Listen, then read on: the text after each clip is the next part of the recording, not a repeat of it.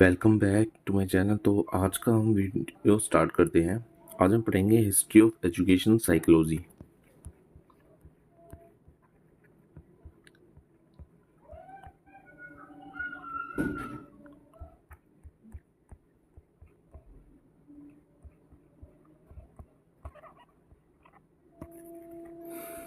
Mostly हम psychology का use करते हैं एजुकेशन की फील्ड में। तो एक तरीके से हम साइकोलॉजी का एजुकेशन में हम अप्लाइड फील्ड यूज़ कर रहे हैं। मतलब एक तरीके से साइकोलॉजी एजुकेशन साइकोलॉजी कोई एक सब्जेक्ट नहीं है।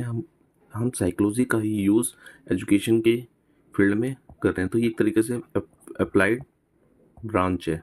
ठीक है, हम क्यों यूज़ कर रहे हैं कि हमें क्या कैसे पढ़ाना है, क्या बेस्ट अप्रोच हम रहेगा ताकि हम बच्चे को बेहतर टीचिंग दे सकें, उनकी लर्निंग को बेहतर कर सकें, उनकी नीड्स के अकॉर्डिंग अपनी जो टीचिंग स्टाइल है उसको फ्लेक्सिबल बना सकें। ठीक है, तो अगर हम हिस्ट्री पर जाएं तो एक फील्ड थी बिहेवियरिज्म, जो हमने लास्ट वीडियो में सीखा। तो बिहेवियरिज्म क्या है, क्योंकि बिहेवियरिज्म के अंदर हमने ये सीखा कि लर्निंग क्या होती है। Learning is permanent change in behaviour. Behaviour किस वजह से परमानेंट चेंज क्यों आ रहा है बिहेवियर में, अपने एक्सपीरियंस की वजह से। तो बिकॉज ऑफ इट्स एक्सपीरियंस। ठीक है, तो इसमें क्या होता था कि एक हम स्टूडेंट के ऊपर डायरेक्ट अप्लाई नहीं करते थे बिहेवियर में। जो भी हम थ्योरीज लेके आते, जो भी एक्सपेरिमेंट होते थे, पहले वो हम एनिमल पे करते थे। बहुत सारे एक्सपेरिमेंट किए एनिमल के ऊपर, फिर से जो रिजल्ट निकल के आया उनका यूज़ हमने एजुकेशन ने यूज़ किया। मतलब फिर हमने स्टूडेंट के ऊपर अप्लाई किया। ठीक है, डायरेक्ट ह्यूमन के ऊपर या चाइल्ड के ऊपर अप्लाई नहीं किया। बिहेवियरिज्म के फादर तो आपको पता ही है, मैं एक बार नाम और लिख देता हूँ। JB वॉटसन, फेमस किया जिन्होंने इस फील्ड को। ठीक है, ये था। लेकिन इनके एक स्टूडेंट हुआ करते थे, EL थॉर्नडाइक।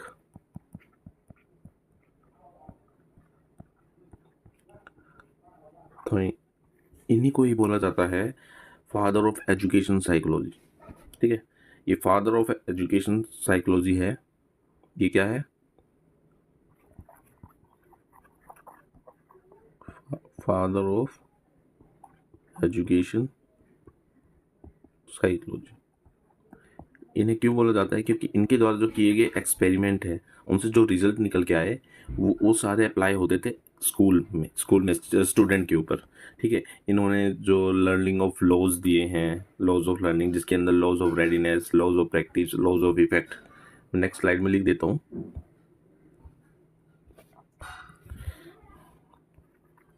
EL थॉर्नडाइक, इसके मेनली 3 लॉ है। ठीक है,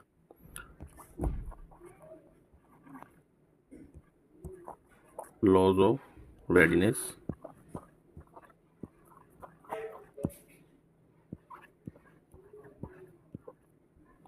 ठीक है, laws of practice and laws of effect. ठीक है, तो लॉज ऑफ रेडनेस की इसमें जब हम आगे चल के जब EL थॉर्नडाइक की थ्योरीज पढ़ेंगे, laws of readiness, laws of practice and laws of effect, जब हम इनकी थ्योरीज पढ़ेंगे तो हम इसके बारे में डिटेल से समझेंगे। ठीक है, इसका एक पैटर्न है, ये ध्यान रखना। ये क्वेश्चंस आते हैं कि फर्स्ट लॉ ये, सेकंड लॉ ये एंड थर्ड लॉ ये सीरीज में ही पूछ लेता है। तो इसे RP और E, ये एक सीरीज भी पूछ लिया जाता है कभी कभी क्वेश्चन में। क्योंकि मैं जब मैंने एग्जाम दिया था तो मैंने इसमें लिखा था कि एक बार क्वेश्चन में इसका एक पैटर्न भी पूछा गया था। इसका एक पैटर्न भी पूछा गया था।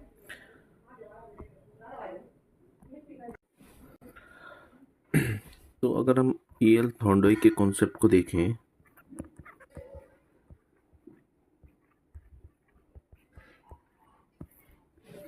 EL थॉर्नडाइक के कॉन्सेप्ट को देखें तो जो स्कूल में जो हम यूज़ करते हैं, रिइंफोर्समेंट देना या पनिशमेंट देना, जो रिइंफोर्समेंट का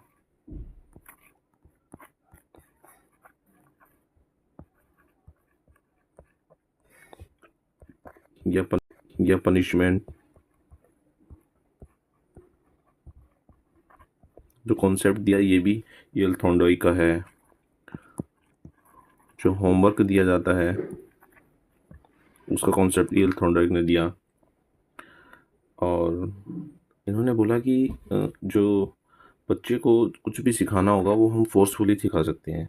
वो मतलब इन्होंने बहुत ही जो कि मतलब ऐसा है कि बच्चे को अगर हम डर, एक होता है फोर्सफुली सिखाना, उसके बिहेवियर को हम डायरेक्ट कर सकते हैं। ठीक है। और इन्होंने इनकी स्टडी ऑफ फील्ड क्या रहे, इन्होंने बहुत सारी फील्ड में वर्क किया। मतलब इन्होंने डेवलपमेंट चाइल्ड थ्योरी दिया, मोटिवेशन थ्योरी दी, लर्निंग थ्योरी दी, और इंटेलिजेंस में भी थ्योरीज दी है। तो मतलब अपने टाइम के ये एक तरीके के बहुत बड़े एजुकेशन साइकोलॉजिस्ट में ये बहुत बड़े, मतलब एक तरीके से गॉड समझो कि इन्होंने बहुत सारे काम किया, और इनके सारे जो प्रिंसिपल्स थे वो अप्लाई किए जाने लगे एजुकेशन में, और इनका नाम ये फेमस हो गए बहुत ज़्यादा। तो तभी इसके बाद एक फिलोसफर आए जिन्होंने इनके आइडियाज़ को चैलेंज किया। और फिलोसफर थे वो थे जॉन डीवी।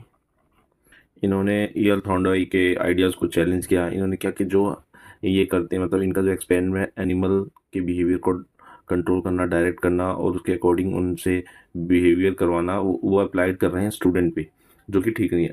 उन्होंने जॉन डीवी ने इनकी बात, मतलब अपने टाइम में इन्होंने उनके क्रिटिसिज्म दिए बहुत सारे कि हम ह्यूमन एनिमल से अलग है, उनके बिहेवियर अलग है, उनका लिविंग स्टाइल अलग है। तो उन्होंने अपना एक स्कूल स्टैब्लिश किया, वहाँ पे लैब स्टैब्लिश किए, और जो बच्चे इनके स्कूल में पढ़ रहे थे उन पर टेस्टिंग की, और उन्होंने बहुत सारे एक्सपेरिमेंट किए, और उन्होंने प्रूव किया कि जो एजुकेशन में ईएल थॉर्नडाइक ने जो एक्सपेरिमेंट किए, जो थ्योरी डेवलप किए, ये उनके उनके आइडियाज से, इनके आइडियाज़ काफ़ी अलग थे।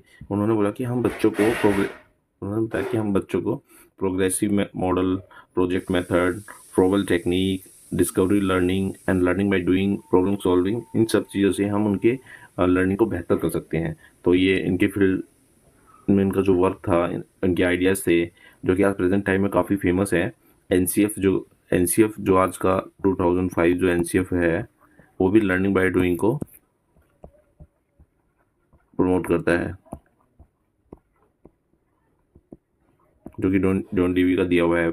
जॉन डीवी ने प्रॉब्लम सॉल्विंग मेथड दिया है इन, और किल पैट्रिक थे, इन्होंने प्रोजेक्ट मेथड दिया हुआ है। तो प्रेजेंट टाइम में अब इनका यूज़ होता है जॉन डीवी का। ठीक है।